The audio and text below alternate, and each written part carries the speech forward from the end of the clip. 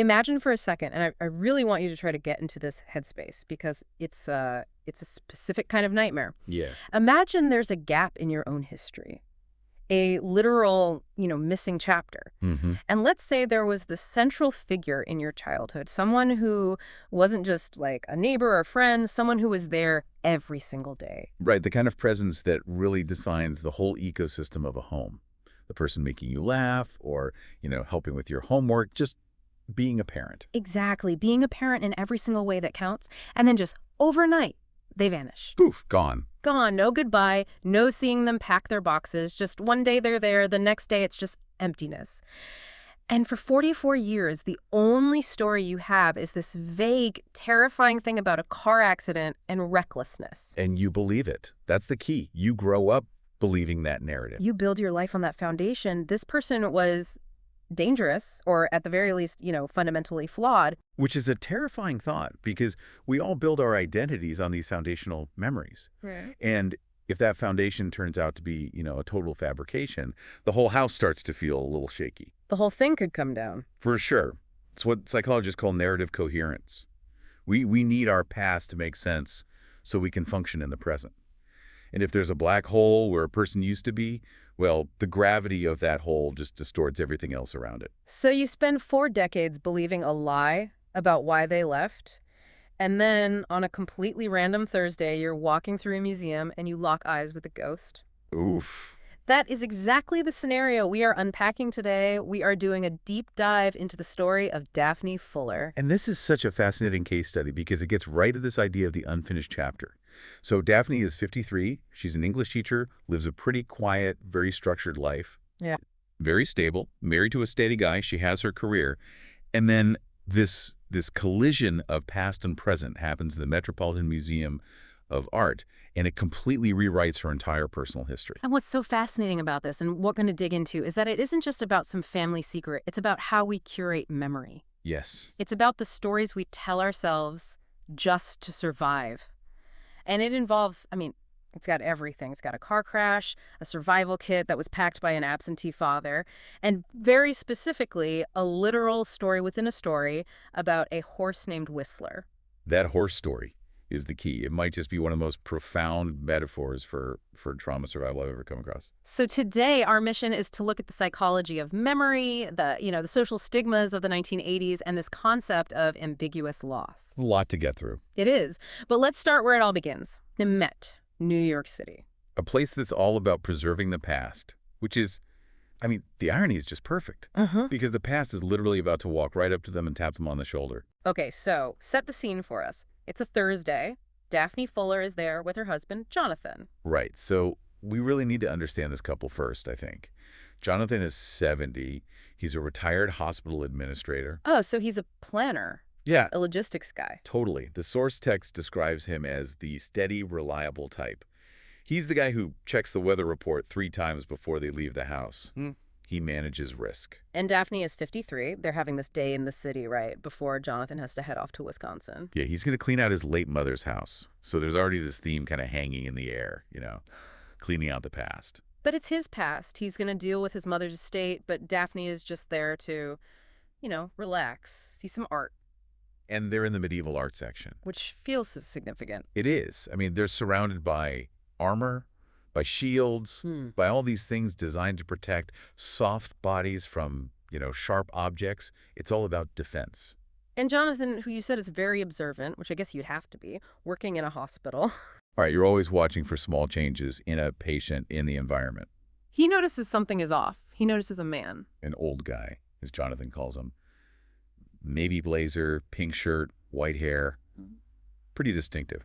And this guy isn't looking at the art. He's not looking at the tapestries. No, he is looking directly at Daphne. And he is following them. Just, shadowing them from a distance. Okay, that's creepy. A little bit. And Jonathan, he's trying to be lighthearted about it. He makes a joke. He says it's a jealous lover. A classic husband move. Try to diffuse the weirdness with a joke. Exactly. And Daphne plays along. She has this running gag in their marriage that old guys love her, so she says that. But it's a deflection. A defense mechanism. For sure. She doesn't actually think she knows this man. In her mind, he's just, a creep in a museum. Or maybe just a lonely person. She doesn't feel threatened by him. Not yet. until they basically corner him. They decide to try and lose him. So they go up to the Modern and Contemporary Gallery, and they're standing near this sculpture by Charles Ray. It's called Two Horses. And that sculpture choice is just, it's not an accident in the narrative. It's this massive, imposing relief sculpture. It's foreshadowing the central motif of the whole story, the horse. The savior. Right. But in that moment, it just provides a dead end. The man is there, he's followed them up the stairs, and he's visibly out of breath. And Jonathan, being the bold, take-charge guy, he actually confronts him. He just walks up to him. He does. And he assumes it's Daphne's stepfather. He just says something like, "You look like family." Which is a pretty logical guess, right? An older man staring at your wife. Maybe it's a relative she hasn't seen in a while. It is, except Daphne's current stepfather is a man named Lucas Ecker. And this guy is not Lucas Ecker. So Daphne is just confused. She denies it. Yeah. She's looking at this stranger, this older man with tortoiseshell glasses, and she just feels pity. Oh. She feels bad for him because he looks so embarrassed to be caught. She thinks he's just a confused senior citizen who mistook her for someone else. She's ready to let him off the hook. She's ready to say, "Oh, no problem, have a nice day," and just walk away. And then the man speaks. And this is it. This is the moment where the floor just drops out from under her. He doesn't say hello. He doesn't say excuse me. He looks right at her with this look of just, incredible sorrow. And he says one word, duck. Duck, yeah. And that one word just absolutely breaks her. Daphne Fuller, who is described as a woman who never cries. Jonathan can count on one hand the number of times he's seen her cry in their whole marriage. She starts sobbing. Uncontrollably. Right there in front of the art, in front of these strangers, just completely falls apart. Because duck isn't just a word. It's a password. It's a key that unlocks a room in her brain that has been sealed shut for over 40 years. It identifies the man instantly. This is Eddie Triplett. And it's what you'd call a somatic trigger, right? Exactly. Let's pause on that for a second. A somatic trigger means the body remembers what the conscious mind has tried to forget or suppress. That nickname, duck. It bypasses her logical brain, the part that says Eddie is gone or Eddie was a bad man. And it hits her emotional center, the amygdala, directly. It's pure feeling. Pure feeling. It summons the feeling of being 9 years old. It summons the feeling of being loved by him, of being safe with him. The body just reacts. So for the listener who is thinking, okay, who is Eddie Triplett? Let's just quickly unpack that. Who is this guy? Eddie was Daphne's stepfather for a very, very brief but incredibly intense window of time. We're talking late 1970s, early 1980s, maybe 2 years max. A flash in the pan, really. A flash in the pan, but a very bright one. He was an editor at Random House. Well, before that, he was at Houghton Mifflin, which is where he met Daphne's mother, Abigail.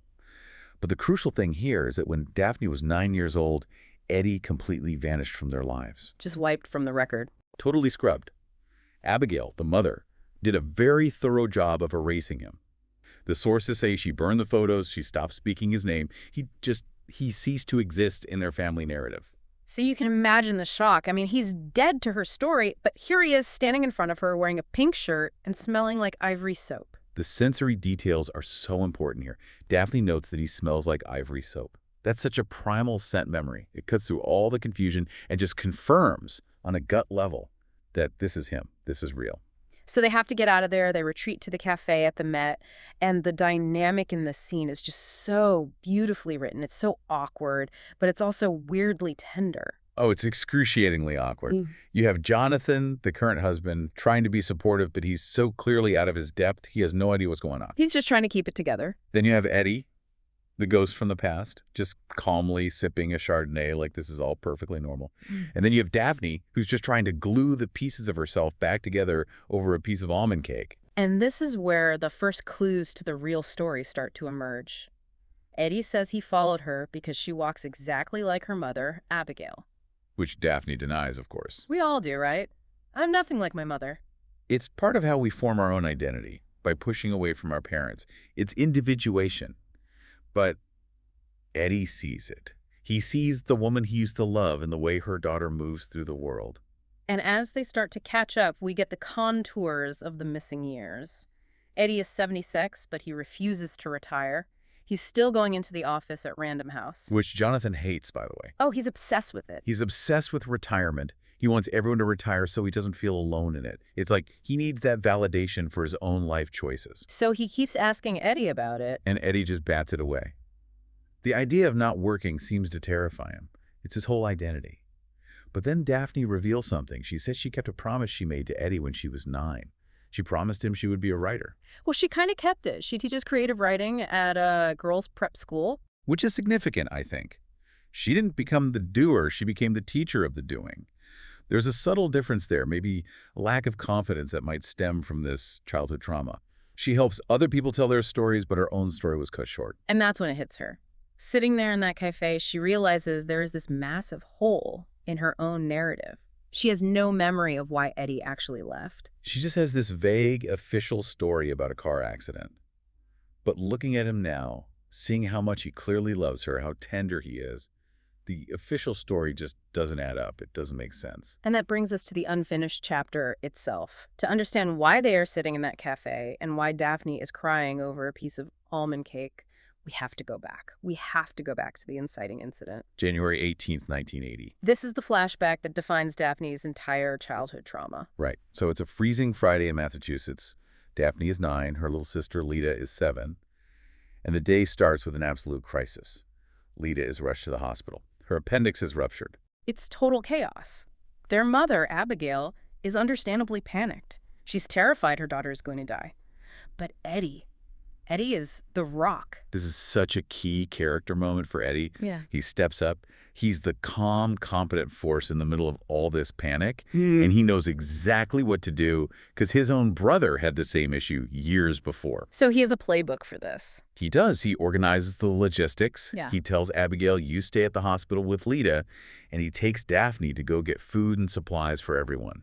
He takes control. So you have this image of Eddie and 9-year-old Daphne in a 1972 Chevy Impala. I mean, that's a tank of a car. A boat on wheels. They go get chicken for dinner, they pack bags for the hospital stay, and then on the way home, Eddie makes a decision that changes absolutely everything. He takes a detour. He takes a detour to a raspberry farm.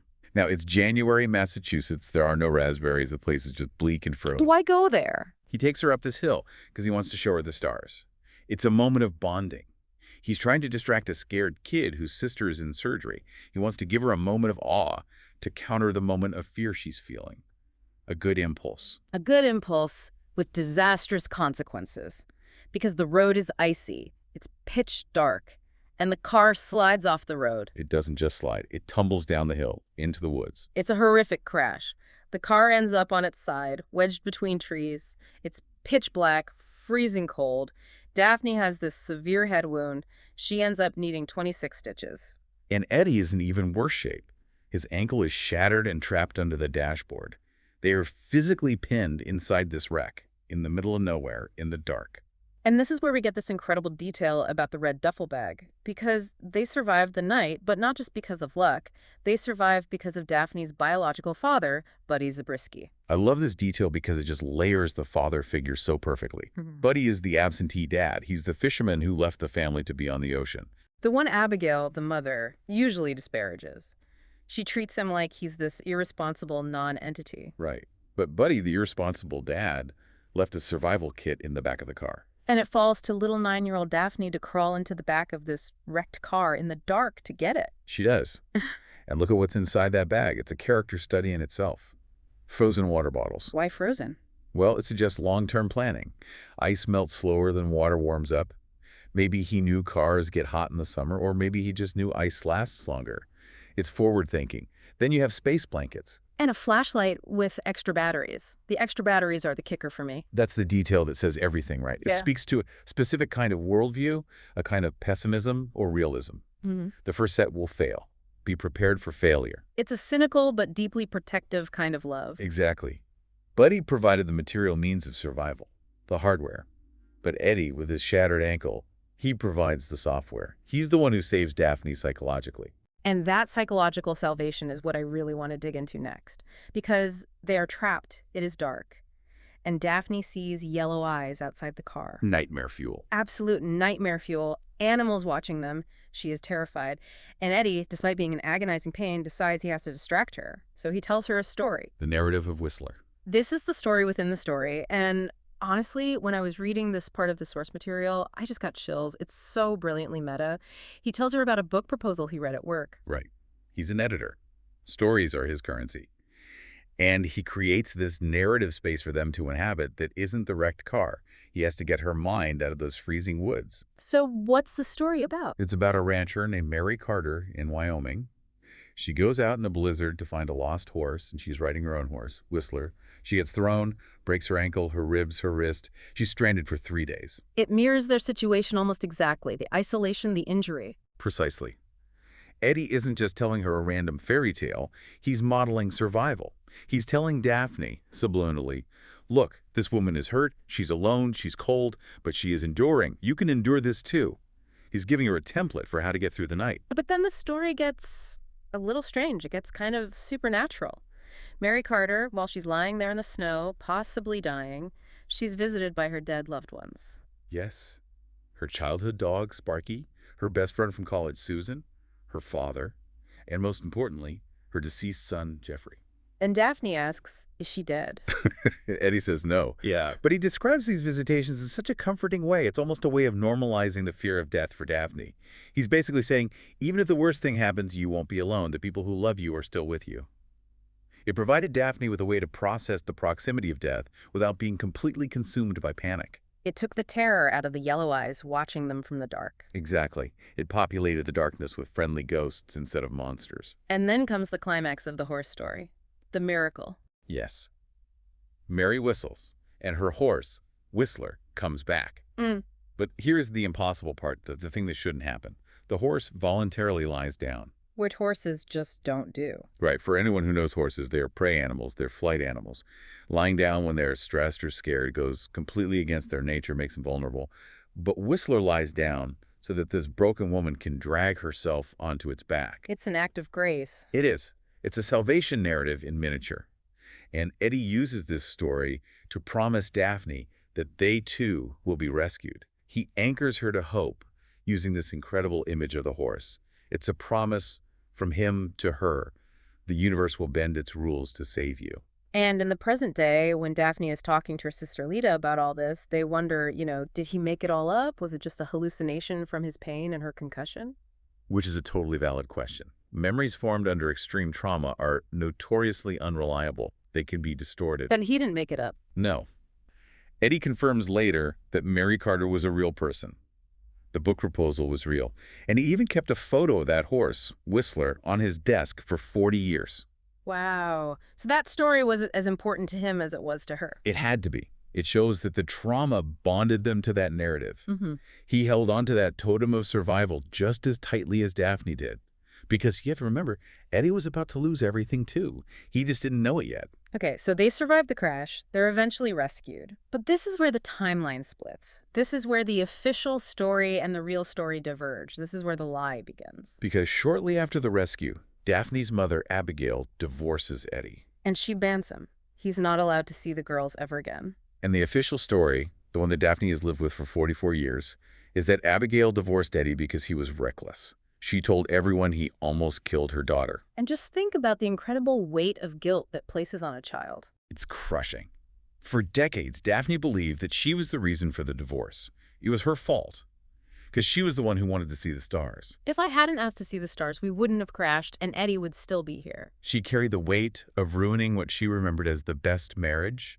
She thought she destroyed her family's happiness. It's such a heavy burden for a 9-year-old to carry into adulthood. But at the Met, and then later at this party, the truth finally comes out. This Century Club revelation.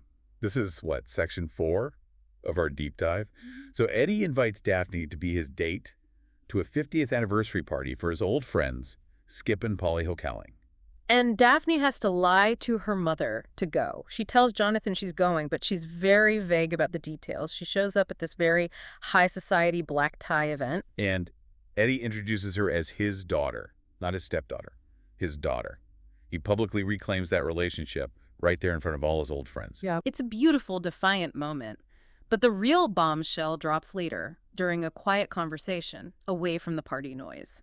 Eddie explains the real timeline. And he had nothing to do with the car accident. Not a thing. It turns out Eddie and the host of the party, Skip Hoteling, were roommates at Yale. But they were more than roommates. They were in love. They were partners. But you have to remember the context of the time. This was the late 70s, early 80s. It was a very different world. So Skip made a choice. He did. He chose to marry Polly, who is described, kind of cruelly, as a teaspoon-sized woman in order to live a conventional straight life. And Eddie, heartbroken, tried to do the same thing. He married Abigail. He tried to live the straight life to cure his own heartbreak and, just to fit in. So the marriage to Daphne's mom was essentially a rebound. In a way, yeah. But Eddie is very clear that he genuinely loved Abigail and he adored the girls. It's just that his fundamental identity, his core love, lay elsewhere. And Abigail eventually found out about Skip. And she gave him an ultimatum. She did. She forced him to choose. Give up Skip entirely, sever all contact, or the marriage is over. And he couldn't do it. He couldn't sever ties with the love of his life. So the divorce wasn't about the car accident at all. The crash was just a convenient, dramatic excuse that Abigail used to villainize him. It protected her. It protected her and the girls from what would have been a pretty big scandal back in 1980. The stigma around homosexuality was immense. It was easier to make him a villain for being reckless than to explain the real, much more complicated truth. That recontextualizes everything. I mean, for Daphne, she wasn't the villain. She wasn't the cause of anything. She was just collateral damage in a much more complex adult drama that she had no idea was happening. Exactly. And for Daphne, this is a massive 44-year-old weight just lifting off her shoulders. The guilt just evaporates. She realizes her mother curated the past to protect her own ego and her own worldview. There's this really funny moment where Daphne is trying to process all this with her nephew, Henry. That's Lita's son. And she's trying to figure out how to explain it. And Henry just listens and goes, "Dude's gay." That's right. Dude's gay. It just perfectly highlights the generational shift. Yeah. For Henry, it's so obvious. It's not a tragedy. It's just a fact of life. But for Abigail in 1980, it was a world-ending betrayal. And for Daphne, in the present, it's the key that unlocks her own history. It's the key to forgiveness. It also completely redeems Eddie in her eyes. He wasn't reckless. He wasn't a bad father. In fact, Daphne realizes he was the best stepfather, even if the marriage itself was built on a shaky foundation. His love for her and Lita was real. And we see that bond just reignited instantly. They end up ditching the boring anniversary party and crashing a wedding reception at the Plaza Hotel. I love this scene. It's so full of life. They leave the stuffy, quiet Century Club and just walk into the plaza, and there's music and dancing and champagne. And they dance. It's pure joy. It's such a full circle moment. And they run into one of Daphne's former students there, a young woman named Kathy Schultenover. And Kathy just assumes Eddie is Daphne's father. And Eddie doesn't correct her. He leans into it. He says, "I'm Daphne's father." He reclaims the title that was stolen from him 44 years ago. And it connects back to all these themes we've been talking about. The fake wedding they've crashed has more genuine love and joy in it than the real 50th anniversary party of Skip and Polly, which was built on a lifetime of compromise and suppressed identity. That's a brilliant observation. The fake is more real than the real. Just like Daphne's fake father, her stepfather, Eddie, was more of a real dad to her in that critical moment than her biological father ever was. He showed up in the car, and now at the Met, he showed up. So Daphne eventually has to call her mother. She has to tell her, "I saw Eddie." And Abigail's reaction is just a masterclass in cognitive dissonance. Yeah. She doesn't yell. She doesn't get defensive. She just switches to pleasantries. Yeah. Oh, how is he? She rewrites history in her own head, right there on the phone, to avoid the conflict. She refuses to engage with the reality that she told a lie that shaped her daughter's entire life. It gets back to what you said earlier about the good divorce versus the bad divorce. Abigail completely demonized Eddie, but she kept that red duffel bag from Buddy. She allowed Buddy to be the lovable rogue, the romantic fisherman, but Eddie had to be the villain.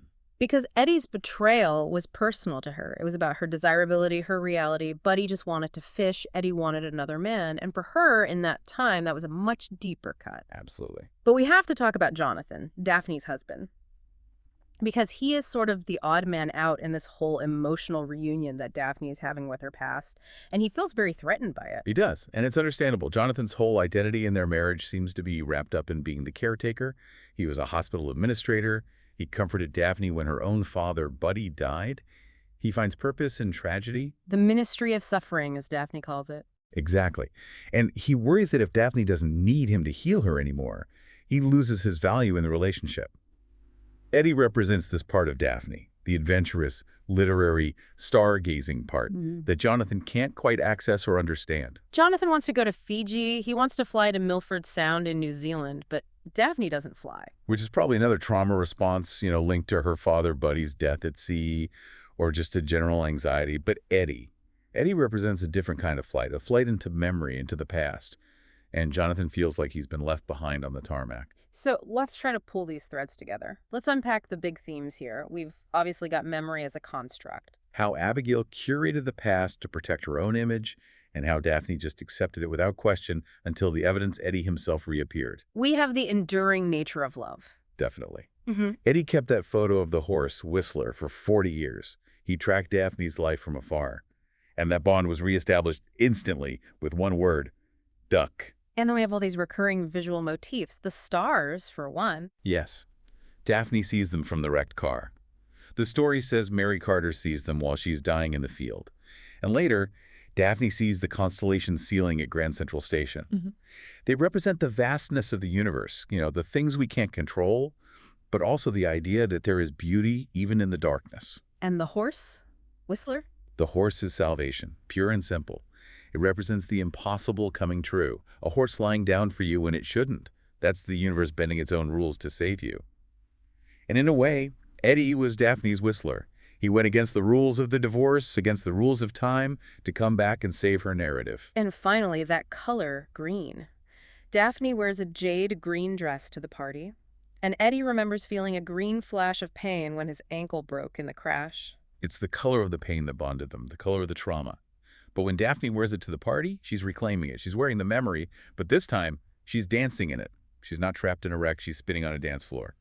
She has transformed the trauma into something beautiful. She turned the pain into joy. She did. So, what does this all mean for us? I mean, the story ends with Daphne sleeping in her dress, exhausted but clearly unburdened.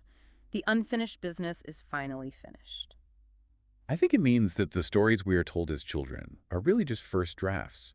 And as adults, we have the right and maybe even the duty to go back, to edit the manuscript, and to find the truth for ourselves. Daphne moves from being a guilt-ridden child to a woman who understands that adults make complicated, messy choices, and that the villains of our childhood are often just people who were doing their best in impossible circumstances. That's the thought I really want to leave you with today. Is there a villain in your own family history? Someone who was cut out of the family photos or who no one talks about?